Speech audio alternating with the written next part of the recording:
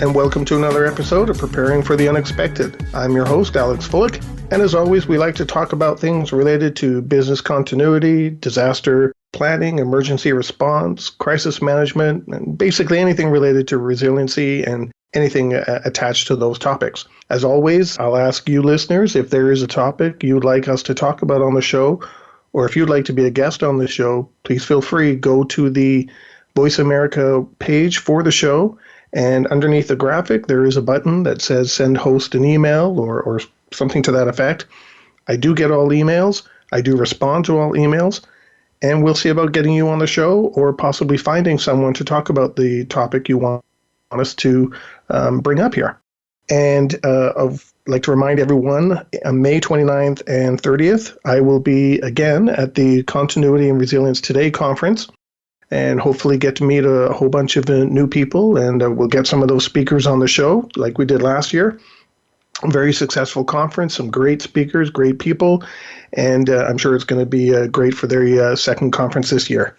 And of course, if there's any sponsorships you would like to have on the show, get your product or brand or service mentioned here, we've got some sponsorships open, so feel free, again, send me an email, and we'll send you some information. Now, a lot of you listeners that have listened for a while now will probably know I attended the Disaster Recovery Journal Conference in Phoenix last year. And we had a live broadcast, which was fantastic, successful, spoke to a lot of great people. And I was even lucky enough to finally, and I do mean that, finally get to talk to someone I've been wanting to meet for a few years now. But every time I turned around, she was either surrounded by a bunch of people or she was already shuffling off to the next engagement, because I know she's a pretty busy lady. So I was very happy on our live broadcast. I think it was either the last person or second last person. I was finally able to get her on the show and finally able to meet her. And today, I'm very happy to have my guest here. I'd like to welcome to the show kind of a rock star, in my opinion, in the business continuity realm. I'd like to welcome Regina Phelps. Sorry, even I said it wrong now. Regina Phelps. Regina, welcome to the show. Alex, you're so kind, and thank you for that gracious and wonderful introduction. And I'm actually sitting in my office blushing, so thank you so much. You're most kind. It's a delight to be with you. Success. And you have a new book out, which is actually what we're going to talk about today, Crisis Management. So congratulations on that. Because that came out, I'm super excited. Yeah, and I was even lucky enough to get it autographed in my copy in Phoenix, so quite happy about that. I guess I owe you one of my books, and I'll sign that and bring that to Phoenix if you're there next year or this year. Absolutely, actually. I'll be there. So I look forward to that opportunity to read it. Well, we are planning on being there, and I am committing to doing another live broadcast from Phoenix. So there you go. Fabulous. Fabulous. We will be running into you again. So thank you. I know I called you the rock star in the industry, but because we do have we have a lot of global listeners, literally in countries around the globe. Can you kind of tell us about yourself, how you got started in this industry, your background, and, how you got up to, writing the crisis management book? Sure. I'd be happy to do that. So I started my career originally in the field of nursing, and I was a staff nurse for a few years, and I became a hospital administrator. And back way long ago in 1982, I actually had finished my master's thesis, and it included essentially a plan to create a company like what I currently own in a hospital. And I decided to embark on actually starting it myself in 1982. And so since then, we've actually been consulting and practicing in the field of business continuity management, actually really before that discipline even existed. Back then, we primarily focused on emergency management, but as disasters continued to occur in California in particular, where we're headquartered in San Francisco, we saw a great opportunity to really look at how you could actually recover a business. And so we've been doing business continuity and crisis management since 1982, so 37 years. And my core specialty, myself, is in the area of crisis management, exercise design, which I design about 100 exercises a year. And I also, because of my nursing background, have that quirky interest in diseases. So we've been doing pandemic planning since 1997. That's interesting to hear all the different backgrounds, but it's even more interesting to hear that you started in 1982, and the focus back then was on emergency management. And I know from when I started, it was still, in the late 90s, it was still in the IT area. So it's Yes. interesting to Yes. see the growth and where we've come, over these years. Yeah. Yeah. It's actually fascinating to sort of see that transition. And I think increasingly as people begin to realize being able to recover your technology was nice, but if you couldn't recover the business, it didn't help to have the technology. And so I think every time there was another crisis, especially in California, which is certainly earthquake-centric, people begin to realize, oh my gosh, so we have our technology, so what? Where do we go? What do we do? And that also then really led to the importance of crisis management from a holistic perspective about how do you manage the overall response to the company in its totality. Yeah, I remember telling people a long time ago that, just because all the pretty green lights are on your servers doesn't mean anyone can use them. That's exactly right. That's exactly So, right. And I think the thing about, our industry is so fascinating from the perspective of terminology. And so when I often meet with a potential client, we'll talk about, let's align our glossary, because many times people talk about terms and use them quite differently. And I think the crisis management term in particular is one that actually means a lot of different things to a lot of different people. And so there is no, unfortunately, one holistic definition that everyone gravitates around, because it really depends on who you ask. So if I was to ask a crisis communications person what crisis management means, they would talk about preserving the brand and identifying messaging, and they would talk about how they could actually respond with communication for a particularly negative event. Or if you asked a business continuity professional what crisis management means, they might talk about it from the perspective of restoring the business. Or if you talk to an executive, they might talk about brand management. So when we talk about crisis management, and what my book is about, is this holistic view. So really building a framework across the company in all of the different locations where you could have a resilient strategy, you've got a process, and you've got teams, and it's something that everyone universally uses and understands. And so that's really what we've been trying to focus on in our practice for many years now, is sort of spreading this holistic version of crisis management. Yeah, I've found over the years that terminology is one of the things that kind of trip us up. Depending on who you talk to and our backgrounds, we all have different meanings. Right. So you could talk for half an hour about crisis management, and you know exactly what it means, but someone who's listening has a different definition and is probably going, what the heck is she saying? Right, exactly. So the first thing that we always have to do, even amongst our professional colleagues, is to align our glossary. And I find that that's very important. And I think if we look at, in particular, crisis management from this holistic perspective, then it begins to really help you frame it within an organization. And yes, many pieces and parts of the things I mentioned earlier are going to dovetail very nicely into all of that. But I think we need to look broadly at it being a holistic response and recovery strategy for an organization. So knowing that, what isn't crisis management? Well, that's kind of a good way to look at it. So when you look at what isn't crisis management, I think when you look at it, I would say again all of these particular silos. So let me pull back and maybe answer it slightly a different way. Many times, if you look at our profession, we essentially have four major activities that are done in any organization. Emergency response, which of course is the recovery and care and feeding, if you will, of people at the time of crisis. When the fire alarm goes off, what do you do? There's an active shooter, what do you do? That's emergency response. You don't want a meeting or something like that. Everybody should know what to do, and there should be clear processes in place. That's kind of one silo. The second is business continuity, the recovery of mission-critical, time-sensitive business processes. The third is technology recovery, which, of course, is the recovery of all of your infrastructure, networks, et cetera. And then lastly, the big silo is crisis communications, which is basically what kind of messaging are you doing to respond. So each one of those things truly aren't crisis management, but they all feed up into a superstructure, if you will, that goes above that. So if you imagine you have four silos on a piece of paper and you draw an umbrella over all of them, all of that at the top becomes crisis management. So what's not crisis management is all the things that I mentioned, but how it's managed overarchingly in the organization with executives, tactical recovery teams, et cetera. That's where crisis management actually sits. So it's like the umbrella, I don't want to say term, but the umbrella that captures all these other different pillars within it, right? Yes, exactly. And so as people are performing their certain skills or finding that they have certain requirements or needs, or gosh, I need more people, or I need more equipment, or I need, to be flown certain places, or whatever they might need, they're going to be sending up those requests and needs and status to that crisis management structure or team that's going to be responding holistically to the organization. And a good way to think about it is this. Imagine that you're in a catastrophic event like an earthquake. And let's say, of course, everybody wants to recover their business, but there are lots of needs. And maybe all total, maybe you have to replace 500 laptops. Let's just give you an example. But maybe all you can get is 100 laptops because of the crisis. Well, who gets those 100? Everybody in the business thinks they're important. Everybody thinks that they should have them. But the crisis management team holistically is looking at their situation, and they are the ones that are having the company-wide view. They're going to be making those kinds of resource decisions. That's true. I've been in that situation before where, it almost was 100 laptops actually, or desktops. And everyone said, well, we need, 400 more of them. It's like, are you sure? Can you not do shift management? Can you not, does everyone really need this?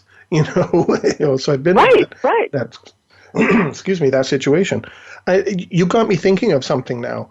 With the ongoing talk of organizational resiliency, including health and safety and information security, privacy, facilities groups, do you think that's slowly falling under that crisis management umbrella, or do you think they're separate? Without a doubt. So, for example, in information security, cyber breaches, I think there's just becoming now an awareness of how important a very functional crisis management process is in an effort to manage some sort of information security event, whether it's a breach, denial of service attack, whether it's a ransomware, or whatever it might be. Because when you stop and think about it, that information security event is really an impact to the business. Whatever that has occurred is impacting the business and its ability to do its time-sensitive, mission-critical functions. So one of the key things organizations should be thinking about when they're really looking at their cyber effectiveness is how do those cyber events feed up into the company's overall crisis management process. Understanding that if there are privacy issues, of course, there's attorney-client privilege and other types of things, but still you're managing it holistically across the organization. So I think increasingly we have seen far more interest, interestingly enough, in crisis management today because of cyber events, and people realize within an organization they don't know how to manage the impact. And crisis management is all about managing impact holistically across an organization. I agree. I've seen in some organizations, I even worked in one, where the security aspect, cyber piece was all managed differently with, different crisis management team members, which is fine. They had their own crisis management team. However, there seemed to be a disconnect, when all of a sudden people who were so used to their traditional crisis management team structure and who does what and where everything is, all of a sudden having people outside of that structure saying this is what you need to do. Right. And that gets to a really important issue within our field. And it's a good news, bad news story. The good news is that we don't activate very often. So if I look at our client population, we work for over 500 companies. Most of them, the vast majority of them, do not have an activation on an annual basis. That's great news. The bad news is they don't activate on a regular basis. So what does that mean? We're not very good at this unless we practice. So what I tell people when they say to me, I want to have this whole other structure that responds to a cyber event, I sit back and look at them and go, look, you want to maintain another system, another way of managing something when you already have one? And by the way, you don't use it very often. So you want to make sure that you've got all of these events, like a cyber event, that actually feed up into a crisis management process. And this is something I talk a lot about in my book, and what I see in my client population. And it's the term I use called feeders. There's all kinds of things within a corporate structure, either just at the corporate headquarters, or for that matter, anywhere else where that company might exist, where something could occur. How does that event, whatever it is, get funneled up into the right people to make an assessment? Does this need to be something that we do something about? and how do we manage it? And that's what I call feeders. If you imagine something happens at a sales office of a company that may have 100 locations. How does that event that occurred at the sales office bubble up to the right level within the corporate structure so it gets assessed in a timely manner, and if something needs to happen in a corporate response, or even for that matter locally, that it's done in a timely way? That's super important. And that gets back to the three things that I think are absolutely essential for any crisis management process and team, and that is that there's clear identification of roles and responsibilities at all levels. So the corporate mothership, any sort of other location within the company, there's got to be people on the ground, even if it's a small sales office, who understand that their job is to assess the situation and reach up. So roles and responsibilities, super important. The second really is, and I often don't find this, is an incident assessment process and team that actually evaluates incidents as they come forward so they can be assessed in a timely manner and people can act quickly. And then the third thing I don't often see is I don't see a process for literally what's called action planning, which is part of the incident command system, which is how you pull together the right people, you develop a plan of action and a process, and then you act on that so that everybody knows what everybody else is doing. And my belief is that if a company just has those three things, clearly identified roles and responsibilities, they have an assessment process and a team structure at all locations, and they actually have the ability to develop an action plan, that is the hallmark and really the backbone of any good crisis management process or program. I agree with you. And thinking back to what we were talking about just a minute ago about having different structures, having two structures basically built around the same thing where nobody knows what the other side is doing, that could just cause complete chaos. You know, one and thinks it should be involved. One side's going to think it should be involved. The other one is involved, but they're both going, hey, who's doing what? And then before you know it, you're actually not getting anything done. Right.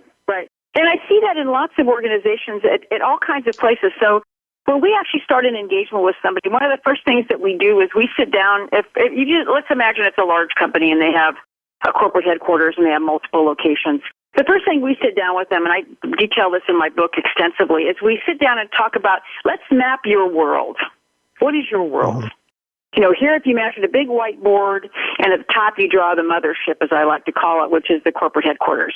Okay, great. Well then, even within the corporate headquarters, there could be a variety of teams and other issues that might be literally feeding problems to you, like a cybersecurity incident, like a knock, for example. What about a call center who all of a sudden starts getting a million calls about something? And some of our clients that are big insurance carriers, they have catastrophic teams. That's another example of where things come to you. Security Operations Center. Those are all examples of feeders at the corporate level. But then if you imagine below that, every location you have is a feeder of an issue, potentially, to you. Have you identified those all? Have you mapped them? Do all of those locations know, oh, my God, something really bad happened? I'm going to pick up the phone immediately, and I'm going to call the Corporate Security Operations Center because they're going to immediately connect me with that incident assessment team at the corporate level so I can tell them what's happened. You know, that kind of simple kind of mapping of your world, understanding the tiers, who talks to who. If companies did that, it would save them a tremendous amount in dealing with these really critical issues that often kind of fall apart because they aren't assessed in a timely manner. The wrong people are working the issues. And next thing you know, it's become a reputational crisis in that organization. And we're going to talk about a little bit more of that in our next segment because we've come to the end of our first segment. Today, we're talking with Regina Phelps, author, entrepreneur, and speaker, whose latest book is Crisis Management, and we'll be right back.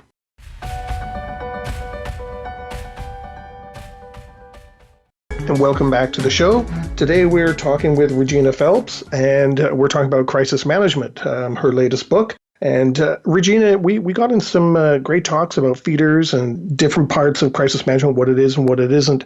And you talk about something in your book, hard and soft crisis. Can you explain what you mean by that? What's a hard crisis? Sure. What's a soft crisis? Sure. Thanks very much. Because I think it's a good place to really sort of dig in. How we view what we call a hard crisis, is one that's physical in nature. So it is It is an obvious event. So it's a tornado, it's a bomb, it's an active shooter. The thing about a physical or hard, as we call it, crisis, is that there's a clearly identified beginning, a middle, and an end. It's usually clear also who's in charge, because in most of those incidents I mentioned, emergency responders, police, fire, etc., are initially going to be the folks in charge. And you do know when it's over, and then you can begin to recover. That's markedly different from what we call a soft incident. In a soft incident, there's two great examples of that. One is a cyber-related event. Imagine a piece of malware that's been roving around in your system for months, which is pretty much the average. 9 months is the actual average that malware resides in a company's systems before it's identified. Or something like an illness. You can't see it. You don't know when it started. You don't know when it's going to end. You don't really know what's going to happen. And it's really hard for people to get their arms around it, which is one of the reasons I think that a cyber event is so debilitating. When a company discovers they've had malware in their system, they can panic and throw up their arms, but then the next question is, well, now what? What are we going to do? How long has it been there? That requires forensics. How long is that going to take? It may take days. It may take weeks. I've had clients where it's taken months. So what do you do in all of that kind of difficult time where you don't even know what your true impact is? How are you managing it? So a soft event takes a while for people to get their arms around, and it really is one, especially in this day and age with cyber threats, that's really important for people to practice, because teams, executives are really struggling with how to manage those things they can't see. They don't know if it's over. They don't know what to say. And from a communications perspective, it's particularly challenging because it's hard for you to confidently say, we've solved it, when in reality, you don't even know if it's over yet. And so that's why a soft incident is challenging and requires good practice on the part of a crisis management team. So with a hard and soft crisis, does that involve, we'll just use, organization ABC. They have a hard crisis and or soft crisis. Is that two different team structures that get involved from the organizational side of things, or is it the same people, or is it different teams that get involved? That's a great question. How do you pull that together? So in the way we design crisis management teams, it's the same structure. I'm a huge fan of the incident command system, and in my book I talk at length about how that's a very valuable tool. But essentially, if you look at a crisis management process, the key thing you want to do is you want to have the same team always. Now, the question would be, do you need to activate all team members for every type of crisis? And the answer might be no.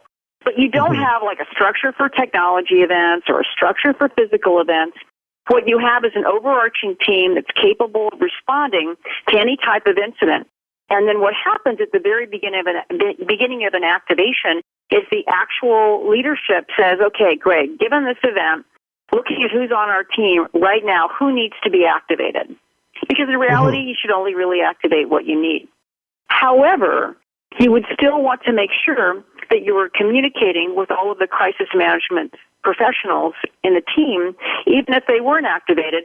So if you had to call them up into the team, they would have a good idea of what's been going on because you've been communicating ideally your action plans with them so they can actually see it in real time. So no different teams. You might have lots of sub-teams below them, like there might be a cyber response team, or there could be a crisis communications process, let's say. But those teams all are going to feed up into this overarching crisis management process. I remember being at one location, regardless of the crisis or incident, everyone was activated, and at that initial gathering, that's when it was determined, okay, you four are not required. You four teams, you'll just copy you on everything. But initially up front, everyone was notified. Was that a good approach? Yeah, that's a very good approach. The idea is you want to make sure everybody on the team knows what's going on in case they have to stand up and serve.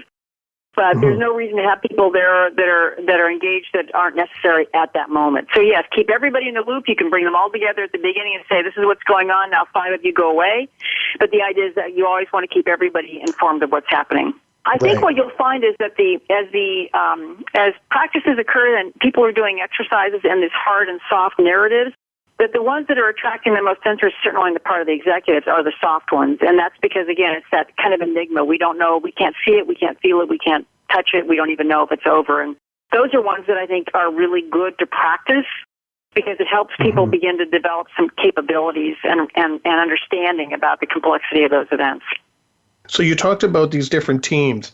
Now, how do you get people on these teams, and who should be on the teams? Because I've been in some situations where simply by virtue of being a director, you're automatically on it. And sometimes that's not always the best person. So what are your thoughts on that? That's a great question. So, and let me approach it from a couple of different ways. And let me just talk, first of all, as an example of a company. Using, let's say we have a corporate headquarters, and at that corporate headquarters, using our terminology as far as tiers, that would be up at the tier 1 level. I would expect to see in a large company, at least over 1,000 employees, 2 teams. I would expect to see an executive team comprised of the CEO and his or her direct reports, and then I would expect to see a more tactical crisis management team below that. Let me describe kind of the kind of groups that I would expect to see in that team, and then let me talk about the authority and responsibility piece. What I would expect to see in a crisis management team at that tactical level is I would expect to see the following types of departments represented. I would always expect to see facilities, security, technology, including information security. I would expect to see HR. I would expect to see the key lines of business. Depending on what you are, that would vary. There would also be need potentially for legal and regulatory compliance, depending, again, on your industry. I would also expect to see communications and any of the communication entities, such as investor relations or government affairs or community relations, those types of folks. And then I would also expect to see broadly some finance-related functions, so procurement, payroll, risk, insurance, and some basic accounting things so you could actually get money issued and that kind of thing. Now, that team that I just described, it's really important. You mentioned an important thing, which is about authority, which is I construed to be authority and responsibility. How do those people get selected? Ideally, this team at the corporate level should not only get the responsibility of the job in this crisis management team, they should be given the authority to act. Now, that's a big word there, authority.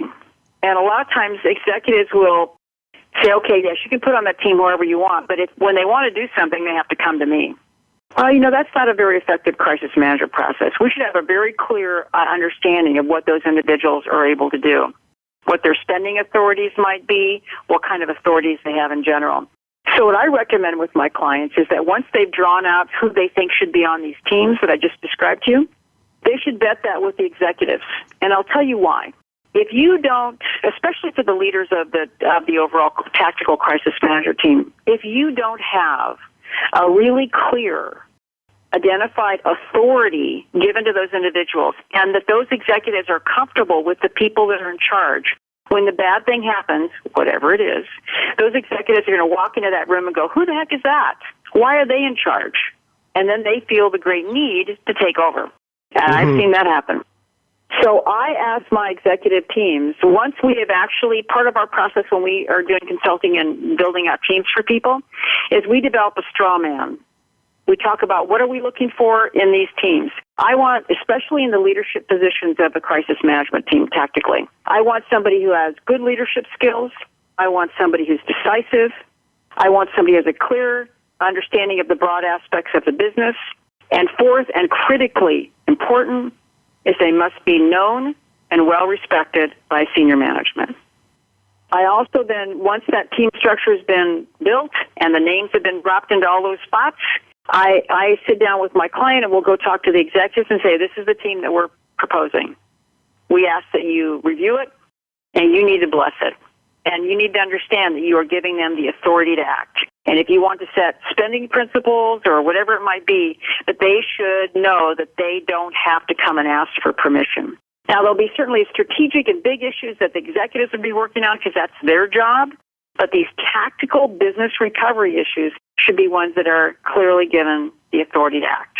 And separating that tactical team from the executive team. So if you imagine there's 2 teams at a corporate headquarters, the senior executives, so the C-suite, if you will, they primarily, in my opinion, have 4 jobs: strategic, policy, and policy oversight of the organization. So the big kind of chewy issues, right? That could be anything from paying employees for a protracted period of time who aren't able to work, how you might be compensating customers who've had a significant loss because of your crisis, whatever it might be. Those big chewy issues, that's their job. The second thing that they need to be thinking about and doing is they would be approving large expenditures of funds that are above the signing authority of the tactical team below them. The third and super important job is what I call senior relationship manager. Every company, there are very senior individuals. They should be then dealing with the big customer who's unhappy, or a big regulator, or possibly the governor of the state that they're located in, or the mayor. So senior people in your company should be talking to senior people in whatever areas they need to. And then lastly, if it's really, really, really bad, you want your CEO or a very senior executive to be on camera. Like in an active shooter, a corporate communications person should not be the spokesperson when somebody's expressing their sadness. It should be the most senior executive. So those are the kinds of things I look for when we're actually building up teams and organizations. So with the tactical team, you're kind of empowering them to be able to do things, right? And the executive team has to approve that. Yes, I empower them because it may, in some instances, provide some of these teams, like facilities or something, a little bit more authority than what they had before. Would that be correct? Right. And I think, and look at some disasters where you can't even reach the executives easily. Think of an earthquake, or think of some event of which there's really a significant impact to communications. If you hamper the corporate tactical crisis management team by saying, okay, you can do you can do these smaller things, but if there's something, that's really big, you have to come and talk to me. Well, you may not be able to. And so I think it's really important that we're clear about what authority have we given to the crisis management team, and what's the expectation of the executives as far as them having to approve things. That's an important conversation that needs to happen. So what happens if you put your team together, and maybe you've been in this situation before, where you've identified people that fit all the criteria you need, but there's pushback from executives saying, no, that's not the person I want. I want this person, and the person they're identifying may not be the right person for that role. How do you manage that? How do you convince executive to either change their mind or like, hey, this isn't right. This isn't the right direction. How would you address that? Yeah, that can be very touchy. And I think sometimes you're not able to move them until you do one thing. What I always say to folks is, if you want to see if it works, let's do an exercise. And let's design an exercise and see if those people are the right people. And I think whenever you start your crisis management process, exercises are very helpful not only for training, but also making sure that you have the right people in the job. And I think what you could use is those exercise opportunities, because maybe you're stuck with that person for now. Can't do anything about it. But you can use that exercise opportunity to demonstrate to the executives. And when we do exercises, we always have as part of the exercise, those leadership positions are reporting status to the executives in real time, a 15-minute phone call on a bridge. That executive then can see that performance and see what's going on. And it can also then be evaluated, because in our after-action reports, we'll talk about what worked, what needs improvement. And they can see if that person really is the best person for that job. Because you're right, Alex, sometimes you have to take who they give you, and it may not be the right person, and you're just going to have to work through that. And an exercise is the best way to do it. Well, I'd like to take a break now because I want to get to exercises, because I know you're quite good at that, and I know you talk about it quite a bit in the book as well. So I'm going to end our second segment now, and when we come back, we're going to continue talking with Regina Phelps about crisis management. We're going to talk a little bit about exercising, how we validate this kind of stuff. So we'll be right back.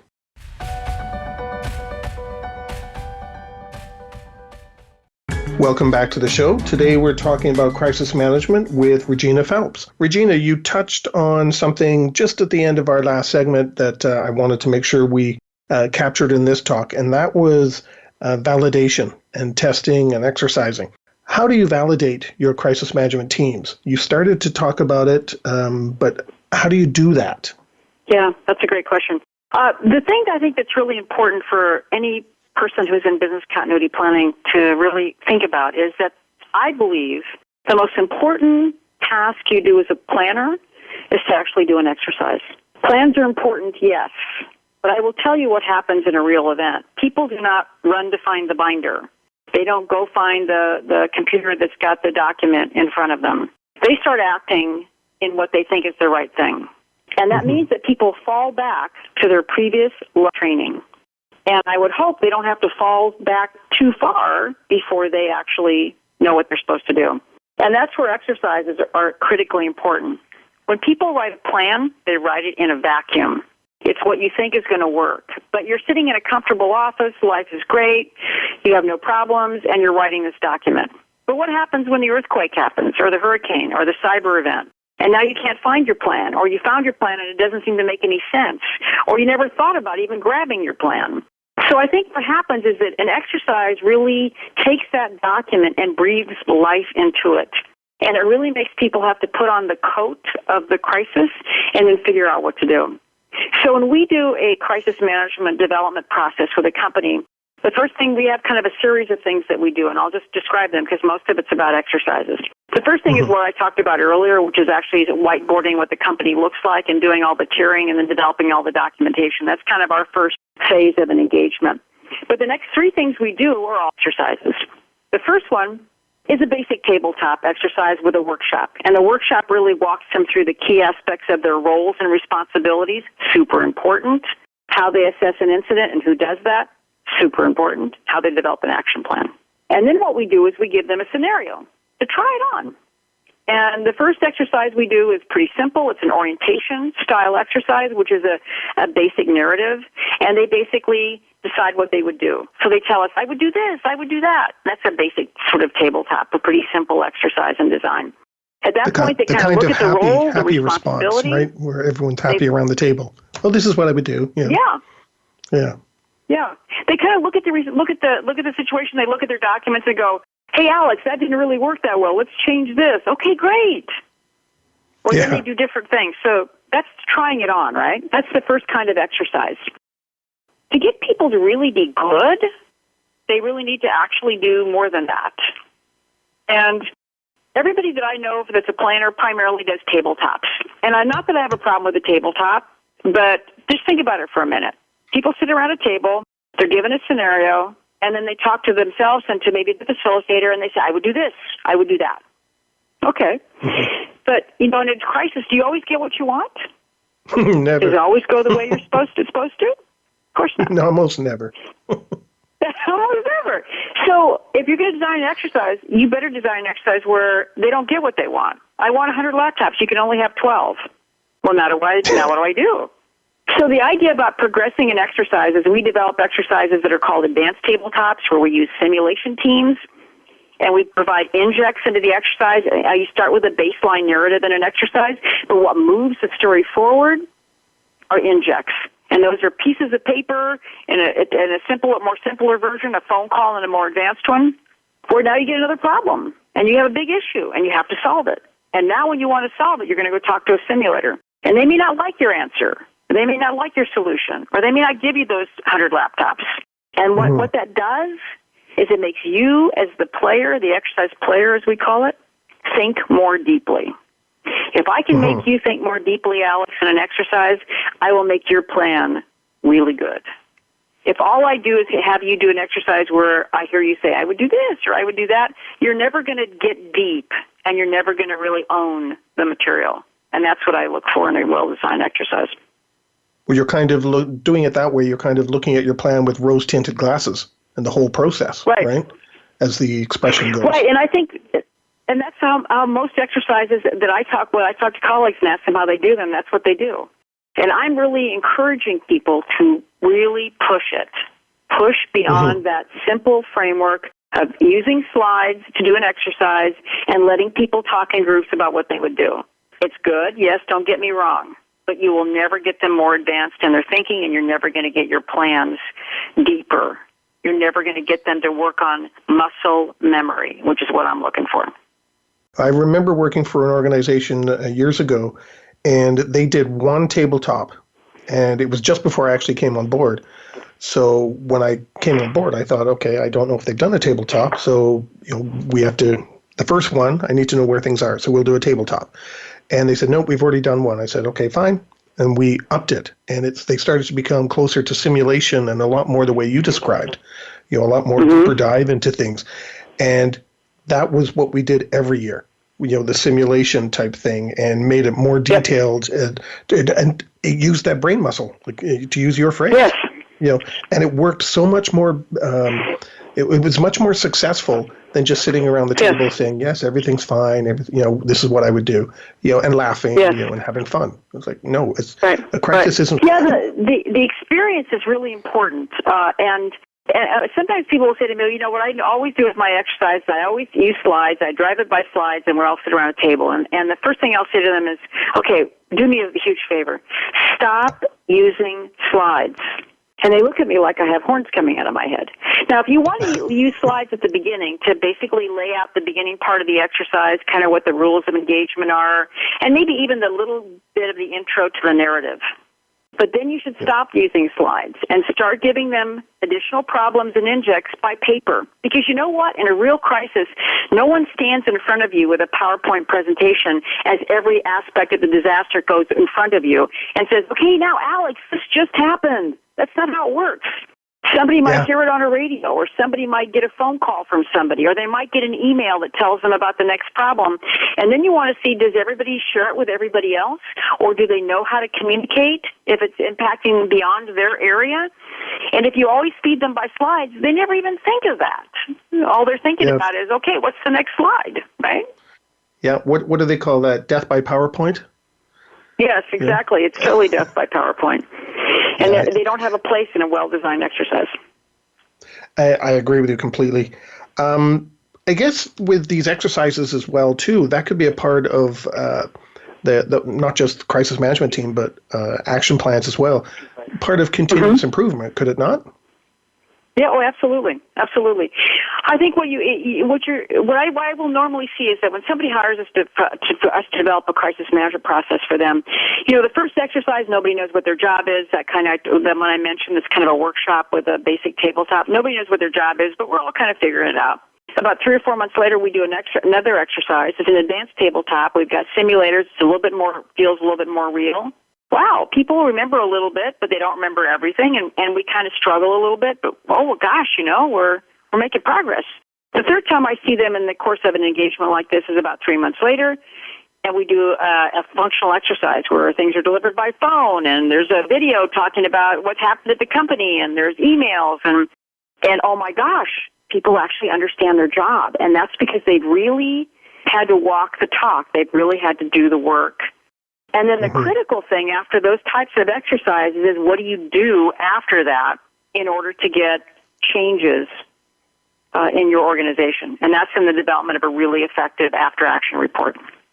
Well, I think that's one of the key pieces. I've seen so many, not even ones that I've been a part of, but you have your reports after tests. Here's our executive summary or test findings, whatever you want to call that document, and then nothing happens. And you do the same test next year, and you encounter the exact same things. Oh, it breaks my heart when I see that. I think there's a couple of key things that I tell people is, when you do an exercise, first of all, you want to write a really good after-action report. It should be done. We promise our clients that they get the after-action report within 7 days. Why do we flip that back so quickly to them? That window of opportunity that you have is only open for a short period of time. If you wait a month to get them an after-action report, that window is long closed. So first of all, you have to have a timely after-action report. Secondly, you also need to know, where is it going to go? Ideally, you've got an executive sponsor on your senior team. They need to be seeing that document. Ideally, you have the opportunity to present it to your executive, maybe corporate risk committee. Ideally, also, what you want to do is have a business continuity steering committee where they can review those findings that you had and see what needs to get done. And they can follow up to make sure that indeed those things have gotten done. Because you're right, Alex, sometimes a report gets issued and no one does anything. And that's because there's no oversight. There's no oversight. And that's a little bit probably because they don't have very good business continuity governance. They don't maybe have a good executive sponsor or no executive sponsor. And there's nobody kind of watching the house, so to speak. And they don't have to report up to say, there's 10 things that need to be done from this after-action report, and 9 of them haven't gotten done. Well, somebody needs to have a little bit of a stick to say, this needs to get closed. This needs to get done. And I guess part of that, too, is if you do have an exercise with your crisis management team and it's it doesn't have the backing of the executive level, and the tactical members are just kind of thrown together, not the proper people in the right spots, then it's like, oh well, it's more of a tick box on an audit report. Right. Exactly right. And it breaks my heart when I see organizations just doing exercises to tick a box. Because really what they are is they are the most powerful tool a planner has in their arsenal to improve a program and to make a company more resilient.